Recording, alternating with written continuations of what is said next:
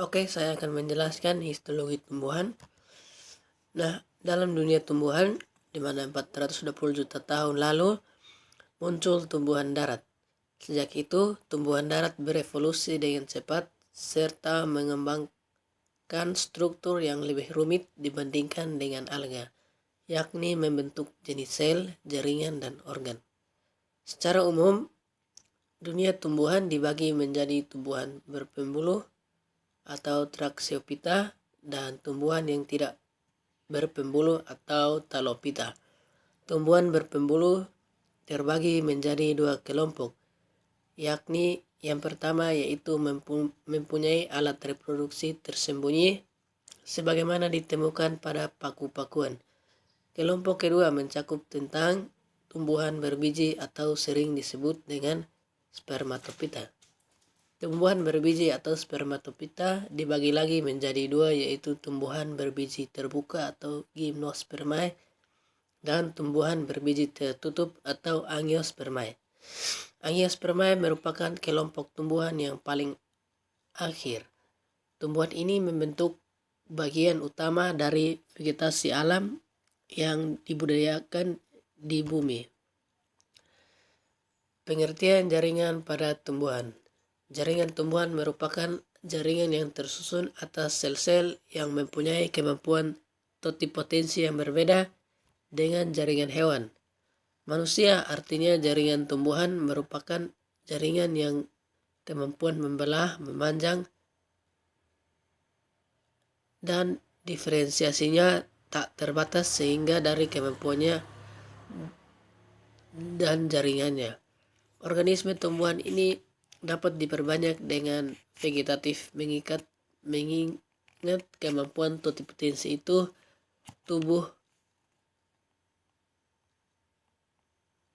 tumbuhan pun terdiri dari sel-sel. Sel-sel tersebut akan berkumpul membentuk jaringan.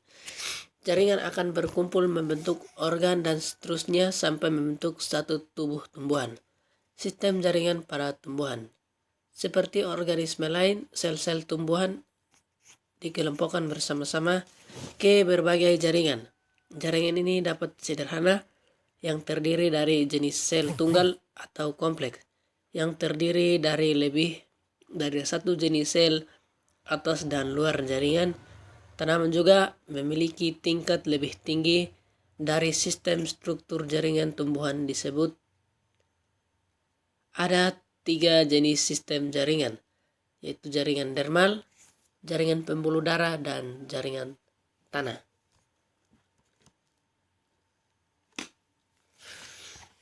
Pertama, sistem jaringan dermal terdiri dari epidermis dan peridermis. Epidermis umumnya satu lapisan sel berdekatan. Hal kedua, meliputi dan melindungi tanaman. Hal ini dapat dianggap sebagai tanaman kulit. Tergantung pada bagian tanaman yang meliputi, sistem jaringan dermal dapat mengkhususkan diri sampai batas tertentu. Misalnya kulit ari daun tanaman yang mengeluarkan lapisan yang disebut kutikula yang membantu tanaman menahan air. Epidermis pada tanaman daun dan batang juga mengandung pori-pori yang disebut stomata. Penjaga sel di epidermis mengatur pertukaran gas antara tanaman dan lingkungan dengan mengontrol ukuran bukaan stomata. Jaringan dasar. Sistem yang kedua yaitu jaringan dasar. Sistem jaringan dasar mensintesis senyawa organik, mendukung pabrik dan menyediakan penyimpanan untuk tanaman. Hal ini sebagian besar terdiri dari sel parenkim, tetapi juga dapat mencakup beberapa kolensima dan sel sklerenkima juga. Sel parenkim mensintesis dan menyimpan produk organik di tanaman. Sebagian besar metabolisme tanaman terjadi di dalam sel. Parenkim sel dalam fotosintesis kontrol daun. Sel kolenkima memiliki fungsi dukungan pada tanaman, terutama pada tanaman muda. Sel-sel ini membantu untuk mendukung tanaman sementara tidak menahan pertumbuhan karena kurangnya dinding sekunder dan tidak adanya agen pengeras pengerasan di dinding utama mereka. Sel sklerenkima juga memiliki fungsi dukungan pada tanaman, tetapi tidak seperti sel korensiма. Mereka memiliki agen pengerasan dan jauh lebih kaku. Yang ketiga yaitu jaringan vaskular. Xilem dan phloem seluruh tanaman membentuk sistem jaringan pembuluh darah. Mereka memungkinkan air dan nutrisi lainnya yang akan diangkut di seluruh pabrik. Xilem adalah terdiri dari dua jenis sel yang dikenal sebagai tracheids dan elemen kapal. Tracheids dan elemen kapal membentuk struktur terbentuk tabung yang menyediakan jalur untuk air dan mineral untuk perjalanan dari akar ke daun. Sementara tracheids ditemukan di semua tumbuhan vaskular. Pembuluh hanya ditemukan di Angiospermae. Phloem terdiri sebagian besar dari sel yang disebut saringan atau tabung sel dan sel pendamping. Sel-sel ini membantu pengangkutan gula dan nutrisi yang dihasilkan selama fotosintesis dari daun ke bagian lain dari tanaman. Sementara tracheid yang tak hidup, saringan tabung dan pendamping sel-sel phloem yang hidup. Companion cell memiliki inti dan aktif gula transportasi masuk dan keluar dari saringan atau tabung. Jaringan tumbuhan dapat dibedakan menjadi dua macam, yaitu jaringan meristem muda dan jaringan meristem dewasa. Nah, yang pertama jaringan meristem.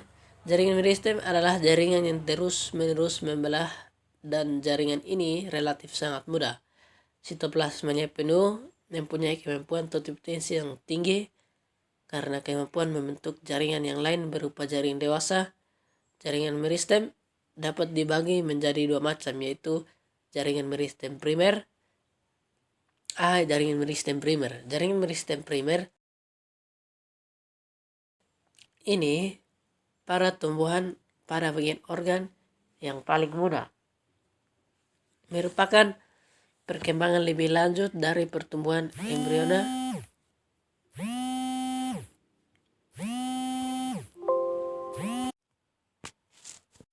Saya ulangi, jaringan meristem primer. Jaringan meristem ini pada tumbuhan pada bagian organ yang paling muda. Merupakan perkembangan lebih lanjut dari pertumbuhan embriona atau tunas. Lembaga mempunyai kemampuan untuk membelah, memanjang dan berdiferensiasi, serta spesialisasi membentuk jaringan yang dewasa. Yang pertama, jaringan ini cenderung menghasilkan hormon auksin sehingga membuat terjadinya pembelahan yang terus-menerus ke arah memanjang. Letak jaringan ini di ujung batang, ujung akar yang kemudian dikenal dengan meristem apikal yang mengarah ke dominasi apikal. Tiga pertumbuhan jaringan primer ini sering disebut pertumbuhan primer. Jaringan meristem primer menimbulkan batang dan akar bertambah panjang bukan melebar. Yang B yaitu jaringan meristem sekunder. Nah, jaringan meristem sekunder adalah jaringan meristem yang berasal dari jaringan meristem primer yang merupakan diferensiasi dan spesialisasi, merupakan jaringan dewasa namun mempunyai kemampuan totipotensi.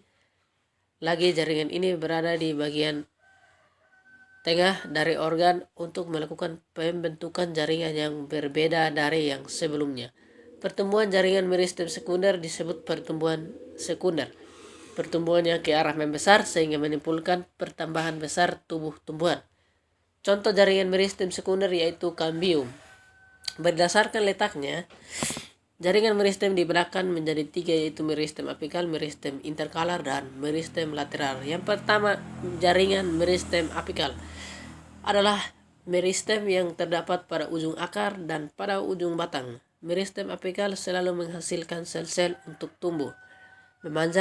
Pertumbuhan memanjang akibat aktivitas meristem apikal disebut pertumbuhan primer. Jaringan yang terbentuk dari meristem apikal disebut jaringan primer. Meristem interkalar atau meristem antara adalah meristem yang terletak di antara jaringan meristem primer dan jaringan dewasa. Contoh tumbuhan yang memiliki meristem interkalar adalah batang rumput-rumputan atau Gramineae. Pertumbuhan sel meristem interkalar menyebabkan pemanjangan batang lebih cepat sebelum pertumbuhan bunga. Yang ketiga, meristem lateral atau meristem samping adalah meristem yang menyebabkan pertumbuhan sekunder. Pertumbuhan sekunder adalah proses pertumbuhan yang menyebabkan bertambah besarnya akar dan batang tumbuhan. Meristem lateral disebut juga sebagai kambium. Kambium terbentuk dari dalam jaringan meristem yang telah ada pada akar dan batang dan membentuk jaringan sekunder pada bidang yang sejajar dengan akar dan batang. Jaringan muda atau meristem, jaringan yang sel penyusunnya bersifat embrional, artinya mampu secara terus-menerus membelah diri untuk menambah jumlah sel tumbuhan. Ciri-ciri, yang pertama berdinding tipis, yang kedua banyak mengandung protoplasma, yang ketiga vakuola kecil, yang keempat memiliki inti sel besar, dan yang kelima plastida belum matang. Sifat-sifat sel meristem yang pertama terdiri dan sel-sel muda dalam fase pembelahan dan pertumbuhan. Yang kedua biasanya tidak ditemukan adanya ruang antar sel di antara sel-sel meristem. Yang ketiga, sel-selnya mungkin berbentuk bulat, lonjong atau poligonal dengan dinding sel yang tipis. Yang keempat, masing-masing sel mengandung banyak sitoplasma dan mengandung satu atau lebih inti sel. Yang kelima, vakuola sel sangat kecil atau mungkin tidak ada. Berdasarkan letaknya, meristem terbagi menjadi tiga, yaitu meristem apikal. Ya, sudah dibahas pada slide yang tadi. Lanjut saja.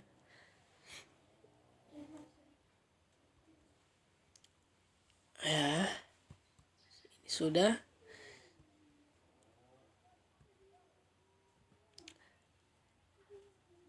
Nah, jaringan dewasa dapat dibagi menjadi beberapa bagian juga, yaitu atau memiliki sifat-sifat jaringan dewasa. Yang pertama, tidak terjadi aktivitas pembelahan diri. Yang kedua, memiliki ukuran yang cukup besar dibandingkan sel-sel meristem.